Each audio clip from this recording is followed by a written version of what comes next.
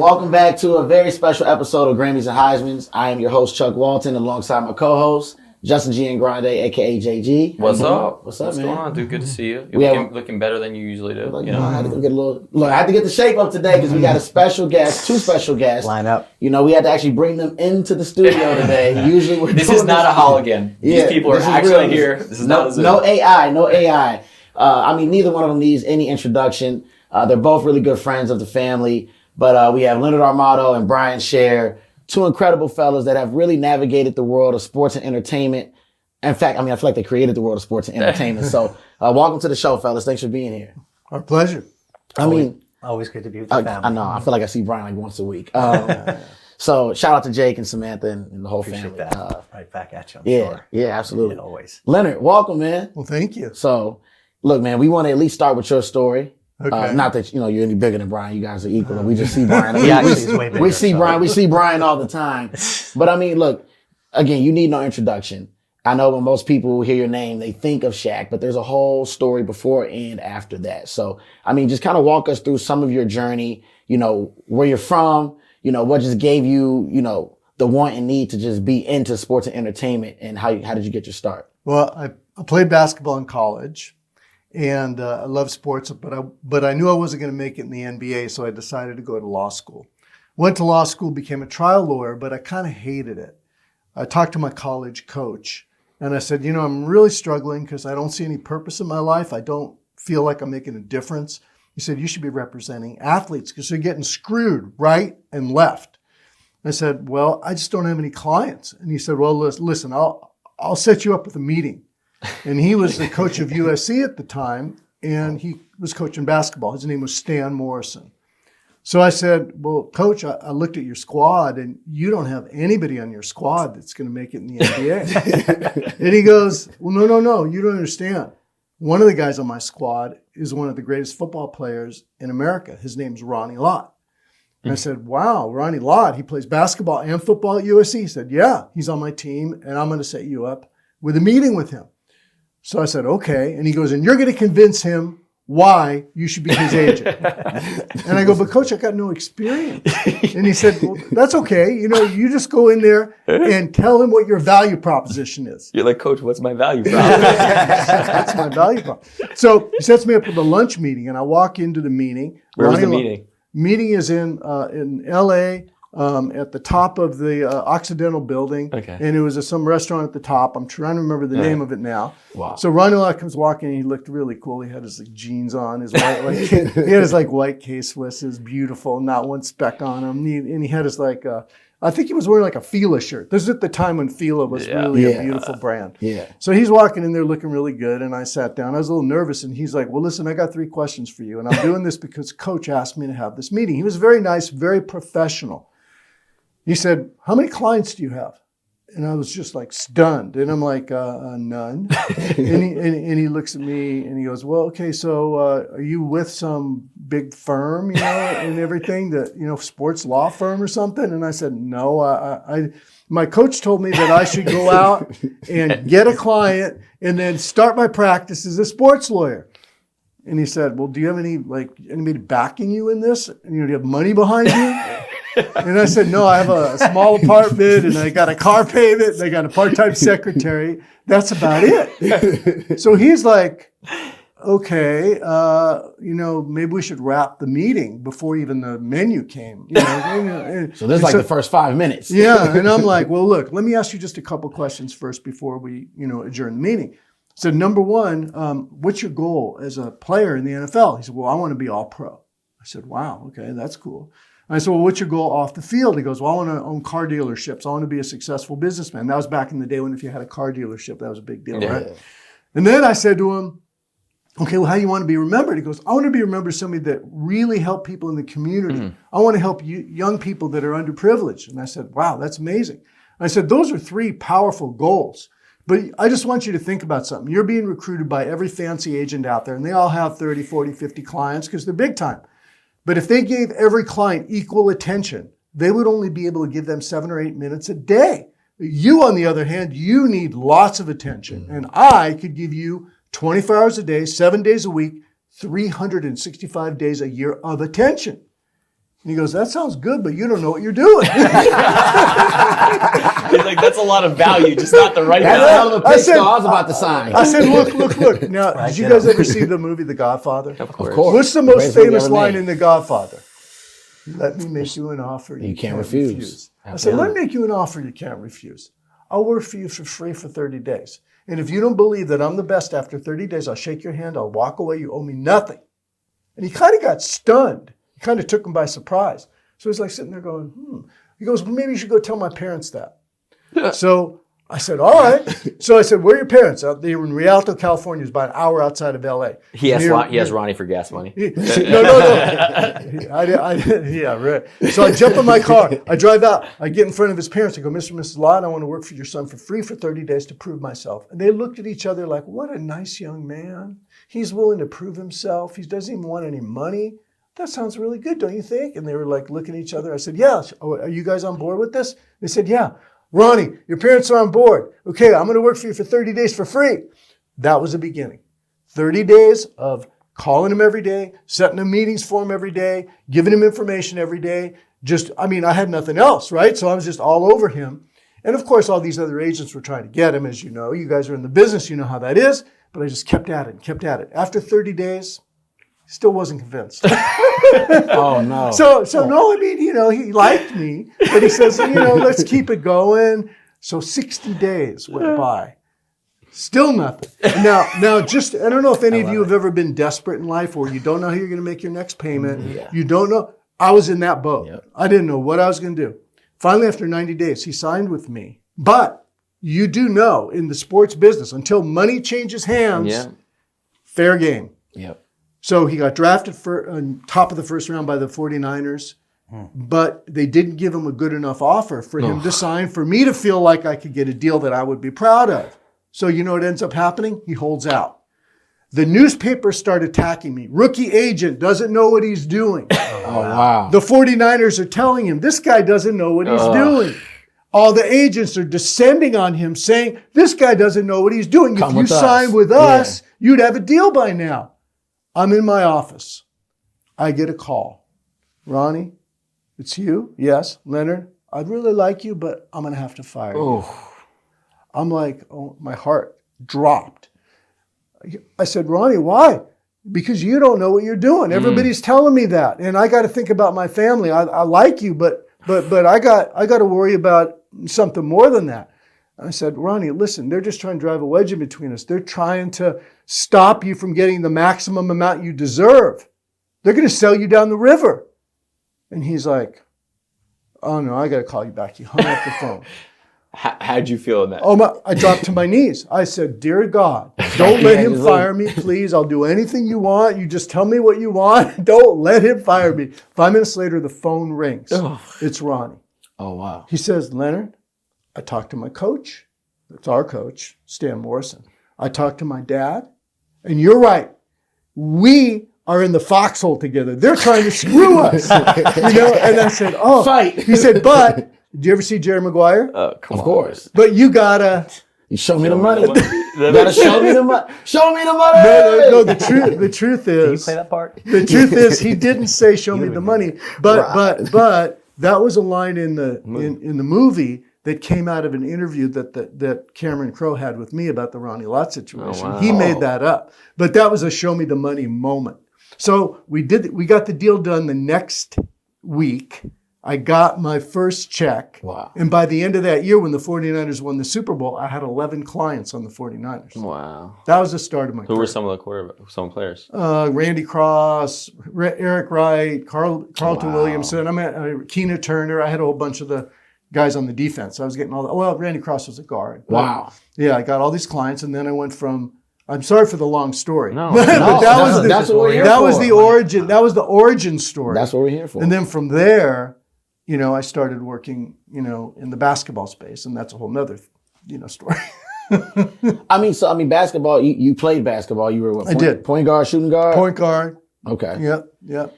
I mean, what type of skills as a point guard, right? You're a leader, you're running the offense. I mean, those things you kind of took and put into the business as well, right? You're feeding people. Yeah. You're feeding people. Yeah. You're giving people assists. That's what you do. You're setting them up. You're setting them up. Setting them up for success.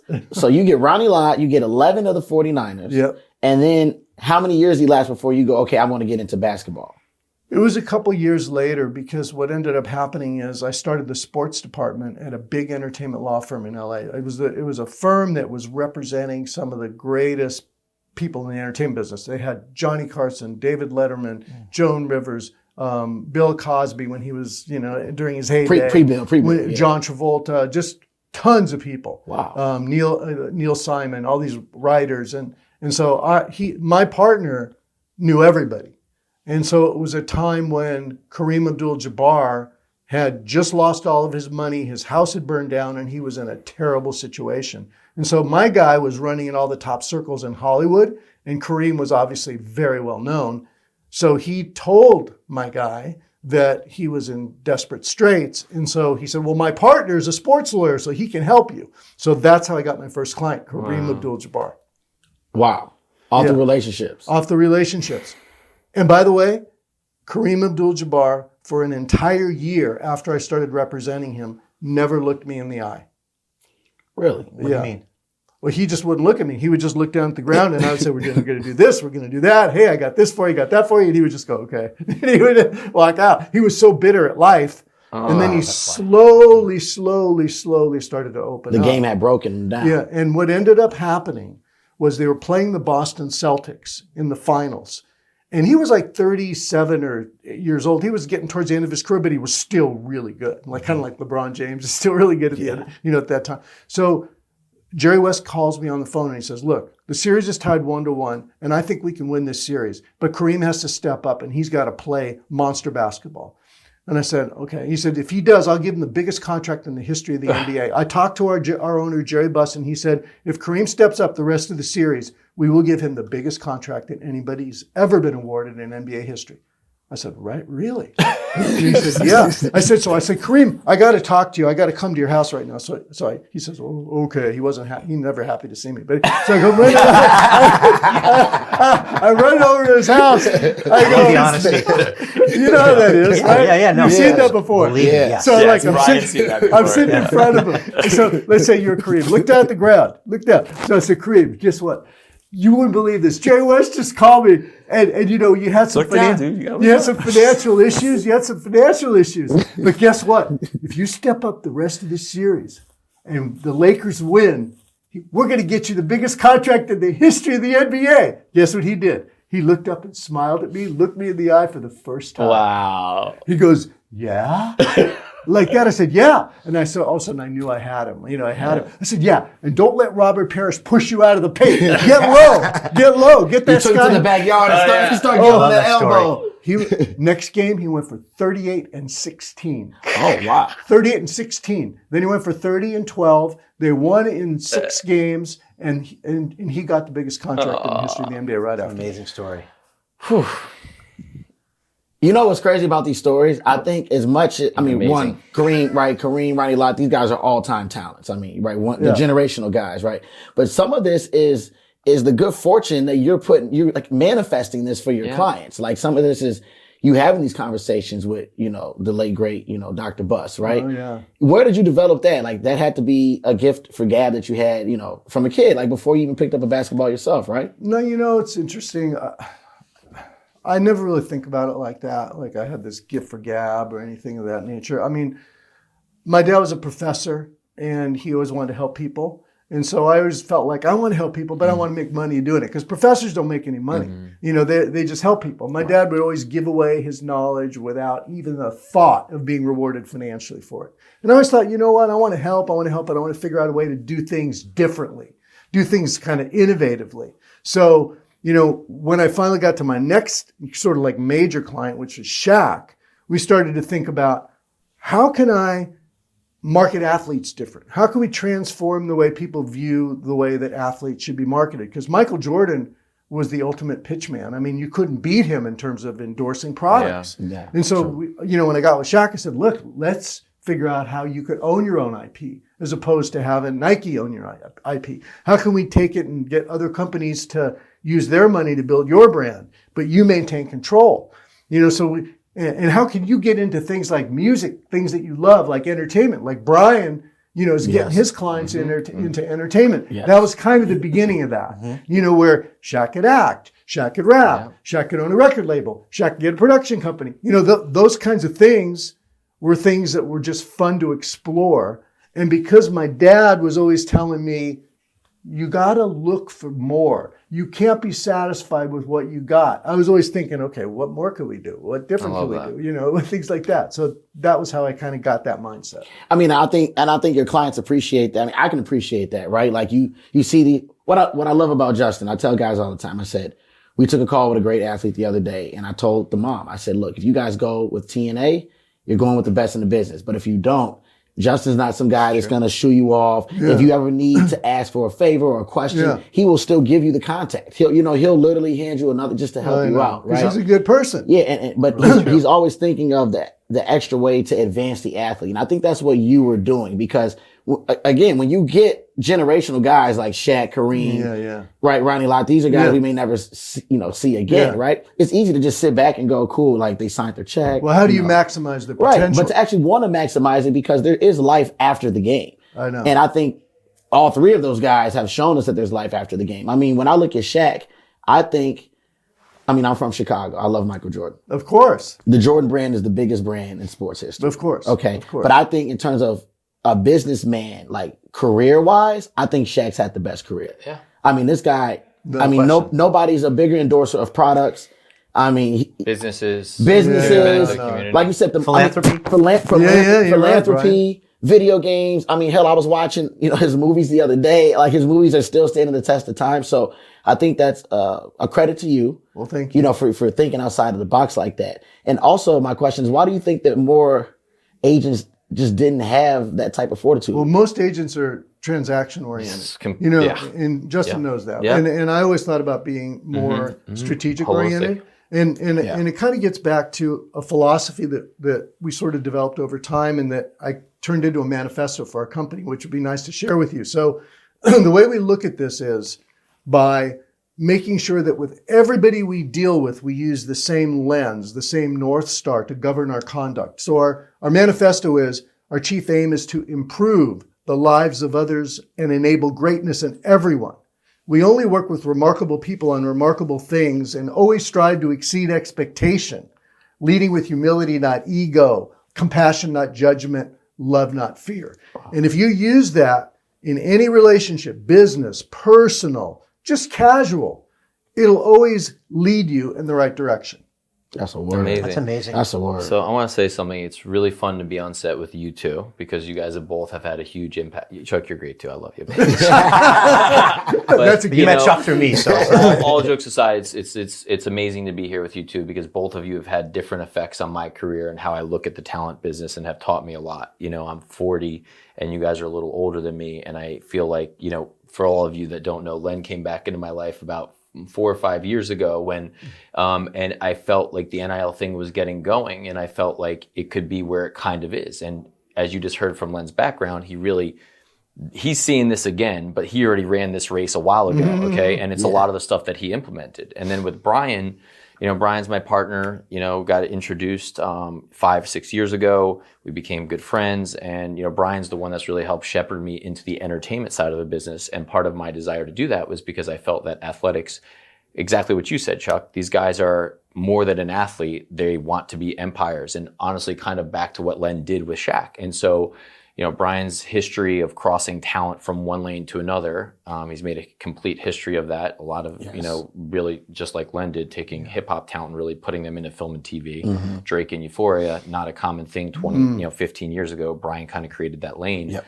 And, so it's just awesome to be here. I mean, Brian, you can tell a little bit about your story, you being an agent, but I want you to kind of talk about the moment that you took, kind of created what he did, taking a client and crossing them over into something different. And a client that people really didn't think, that there was a space for these people to be producers and stuff. So just a little bit on your backstory. And I think you're referring to TI when you talk about that. So I was a young agent at ICM, a junior agent, and back to Mike Karen. I got a call from Mike, and he said, "Hey, there's this artist on our label, Atlantic Records, named T.I. He's the hottest artist on the planet. Have you heard of him?" And I'm like, "No, I'm not into rap. You know, I mean, I'm into rap. You know." I said, "I know nothing about it." He goes, "Well, either way, you know, we are." He wants to act. He wants to cross over into the acting space, and the label's really behind it. And at the time, the chairman of Atlantic was Leor Cohen and Kevin Lyles. Yep. And you know, they're still beasts in the business. Yes, you know. And Craig Kalman and Julie are still Julie Greenwald, who went to Tulane, where I also went, where my daughter's now going. Wow. Yes, a lot of the Tulane. Green Wave. Yeah. Yes. But you know, so he said, "Listen, T.I., we've taken him to every agency. He doesn't like any of them. These are all the big boys. It was, you know, CAA, it was William UTA, Morris. You know, William Morris, and he just doesn't like anybody. And I think he might like you." And I'm like, "Yeah, but I don't know anything about the rap game, you know, the rap space." He goes, "Doesn't matter. Just meet him. Will you please meet him?" And I'm like, "Sure, I'll meet him for you." So he comes in. I'll never forget this meeting. You know, these stories we tell. Mm-hmm. Okay, so I walk in. I'm waiting for him in a big conference room, and I'm like, "T.I.'s here." I'm like, "All right, T.I.'s here." He comes in, and if I tell you, 17 people walk in with T.I. You didn't know who he was. Welcome to the rap game. I mean, you know. Security. Well, some were security, but others were colleagues and friends, and I just was like a whole room full. It's literally just you? It's me and my colleague Michael Gruber, who had also worked with Ice Cube and Tupac, and was really before me. I mean, Justin, you gave me a lot of credit for creating the space. I certainly did not pioneer or create the space. I've been involved in it, but before me, like my colleague Michael Gruber, who had done a lot of that, and is still very active, you know, in those spaces, and has great relationships, and was somewhat of a mentor of mine at the time. So we sit down, and long story short, we have a really good meeting. I like him. You know, I see a young guy. You know, he's early 40s now, but at the time he was in his mid 20s. And he says, "You know, I see this kid. He's a great looking kid. And he's got swag, and which is a word I didn't know at the time. Now I know, and charisma. Yep. And I really liked him. I just liked him. He goes, "Man, I want to be acting, and you know, my music's great, but I want to do more and leverage the moment, as you had said, what you did with your athletes, you know." And I said, "Shit, let's do it. You know, let's do it." And so he liked us, we liked him, and shortly after that, Michael Gruber departed the agency, like 3 months later. And so I was there. It was me and T.I. The person that was really the heavy in the room, Gruber, was no longer there now, and it was like he went to William Morris. That's right. And so he and I had a meeting. Tip and I had a meeting with his manager at the time, Jason Jeter, who's still very much involved in his life, Jeter. And we sat down, and he's like, "We like you. You want to stay with this?" I'm like, "Yeah, let's stay with it." And I sort of made that up as I went along, but Tip believed in me. Again, not unlike you and your Ronnie Lott story. Like he just, you know, you look people in the eye and you say, "I believe in you, and I'm behind you, and let's do this, and let's give it some time and see what happens." And I really, you know, the first thing that happened was a movie. I also, with Ed L'Amato, worked with Denzel Washington, and I worked very closely with Denzel. Wow. Yes, I did, and I was very much in their camp. And Denzel was doing a movie called American Gangster, and there was a role in that. There was a role in that movie, not a big role, but it was a role of a pitcher named Stevie. Yeah. And I read the script because I worked with Denzel, and I said, "That's T.I. That's got to be T.I." That's how T.I. got into American Gangster. Well, I'll tell you the story. I don't want to bore everybody, but I'll tell you the story real quick, and then I'll get off this. You know, so. Like, how am I going to get this? So I called Denzel and I said, "Denzel, there's a role in the movie, and I represent this young rapper." He's, of course, Denzel's never heard of him. He's like, "I think my son John David might have heard of him. I don't know." But I said, "Will you meet him?" He goes, "No, you don't. I don't need to meet him. If Brian Grazer, who's the producer, and Ridley Scott, the director, want him, then it's good enough for me. You know, I'll support it." That. And so I called Ed L'Amato. I said, "Can you set a meeting with myself and Brian Grazer?" I took T.I. to meet Brian Grazer. We sat in his office. And he was a very big, still is one of the biggest producers on the planet, Grazer. He's partners with Ron Howard at Imagine. He's one of the top people in the business. But I'm sitting there and we had this really good meeting. Brian's an interesting guy and, you know, so successful and prolific. And he's like, "All right, I like you. And he picked up the phone. He called Ridley Scott. He said, "There's a gentleman, there's a guy on my, two people are here and I'd like you to meet them. Somebody I think he could be right for the role of Stevie." He says, "Send him over." So he hangs up. We then drive to Santa Monica and we go meet with Ridley Scott in his office. Like right there. Yeah. I didn't have cell phones at this point, Chuck. I know, right? Sure. Pagers. Yeah. Actually, they printed a MapQuest. They printed the MapQuest and gave him the direction. T.I.'s holding the MapQuest. No, go right. Pico, bro. Pico, man. Come on, man. Come on, man. Right in John O'Grady. Anyway, that meeting went well, obviously, and 8 months later, we're shooting in upstate New York, and I'm there on the set, and there's Denzel, doing a scene with T.I. on the porch. Everybody remembers, and I will tell you another quick story about that particular moment. It's that summer, T.I. was supposed to go on tour, and he was going to make like $4 million, which at the time was a lot of money, believe it or not. Now the tours are crazy. 40, 50, 80, yeah, it's crazy. Yeah, but but in the and Atlantic had slotted out 8 weeks for him to do the tour. For him to get that role, he had to be available for 7 weeks, and he couldn't be anywhere else but near New York for a role that really was only going to work 4 or 5 days. And I got a call from the people at Atlantic saying, what these people are like, what are you doing? They motherfucked you. They went crazy. The 4 of them called me together. They weren't happy with me. They didn't know me. I didn't know them. And T.I. he made $40,000 for that role. And he forsook whatever the word is. $4 million. He's some $4 million. He blew off. He decided not to take the $4 million for the music, to take the $40,000. The $40,000. And that was his decision. I said to the label, hey, I'm doing my You're job. doing your job. You can tell me yes or no. That went well. And then I put him in a movie called Takers, and that he produced also. His company Grand Hustle. Then we started to expand his own brand with Takers, with producing, and then a lot happened between now and then, obviously, and then and now, I should say. And then we ended up, so far he's done 26 movies. I created it when he had some personal trouble, as people know. And I created a show called Family Hustle to really change his image and perception when things started to happen in his business, in his personal life, and he was not looked at favorably, and for good reason. It's for some of that, but I knew a guy who was a sweet guy, who was a good guy, who was a family person, and who really was a nice person. But of course, to a lot of people, he's a rapper, and for some of the allegations, a monster in a lot of people's eyes. And I knew and decided him that I wanted people to know, so I created the show. We ended up doing 10 seasons on VH1, a bunch of spin-offs, and then. Again, he's done 26 movies since then, Ant-Man, et cetera, et cetera. So, but that was an example. So I got into that space, and then, just like what you were saying, when, people start calling me going, hey, because, other rappers and artists are watching what's happening with T.I. They're like, I want to do that, I want to do it. So I got a call from Nicki Minaj's team, and they said, Nicki wants to be in movies, and we understand you're the one. So there I am sitting with Nicki and her team, G. Roberson and Cortez Bryant. Shout out to Tez. Shout out to Tez and G, my guys, and Sean G, and Al Branch and Gene Nelson. If I don't say Gene, I'll get killed.